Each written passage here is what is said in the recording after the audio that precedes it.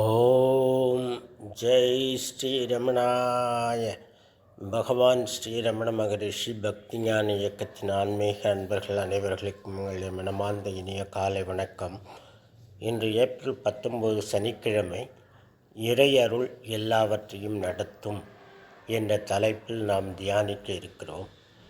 ஆன்மீகம் என்பது உலகத்திற்கு எதிரானது அல்ல. நம்மை யார் என்று உணர்ந்து பூரண ஆனந்தத்துடன் உலகத்தில் வாழ வகை செய்வதே ஆன்மீகம். அதற்காக நம்முடைய கடமைகள் எதையும் விடவும் வேண்டாம், புதிதாக செய்யவும் வேண்டாம்.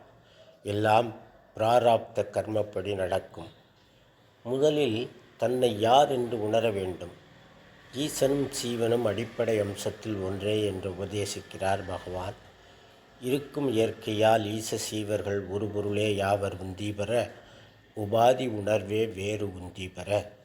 இறைவனின் இயற்கையான ஸ்வரூபம் சச்சித் ஸ்வரூபமாக உள்ளதால் சச்சித்தாக உள்ள இயல்பு நிலையில் ஈஸ்வரனும் சீவனும் ஒரே வஸ்துவே யாவர். ஆனால் சீவன் கிஞ்சித்தன், ஈசன் சர்வஞன். சீவன் அசக்தன், ஈசன் சர்வக்தன். சீவன் சச்சித்தான பொது உணர்வோடு கற்பிதமாக கற்பிக்கப்பட்ட உபாதி உணர்வு மட்டுமே ஈசனுக்கும் சீவனுக்கும் உள்ள வேறுபாடாகும். ஈசனிடந்து நம்மை பிரிக்கும் கற்பிதங்களை விடுத்து கடவுள் நடத்தும் வழியில் நாம் சென்றால் நமக்கு கவலையோ துன்பங்களோ இருக்காது. எல்லாம் கடவுளின் பொறுப்பாகிவிடும்.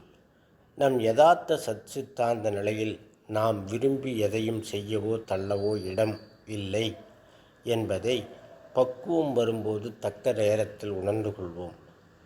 இறைவனே நம்மை இயக்குகிறார் என்பதை பகவான் அனுபந்த பாடலில் சத்தியினார் தாம் இயங்கும் தன்மை உணராதாகில சித்திகனாம் சேர்வமென சேட்டிக்கும் பித்தர் கூத்து என்னை எழுப்பிவிடில் எம்மட்டும் இத்தவரென சொன்ன முடவன் கதையின் சோடு.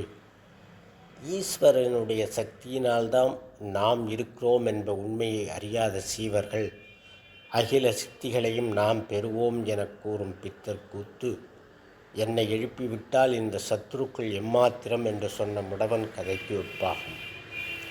திருமூல திருமந்திரம் பாடல் தானே தனக்கு பகைவனும் நட்டானும் தானே தனக்கு மறுமையும் இம்மையும் தானே தன் வினைப்பயன் தீர்ப்பானும் தானே தனக்கு தலைவனுமாமே.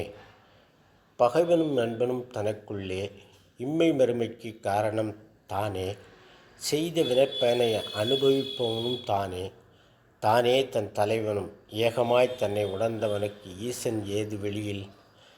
தானே சிவனை உணர்ந்த சீவன் தனக்குள் இருக்கும் ஈச சக்தி அருளால் எல்லாம் நல்லபடியாக தானே தக்க காலத்தில் நடப்பதை அறிந்து எல்லாம் ஈசன் செயல் என்று சும்மா இருப்பான்.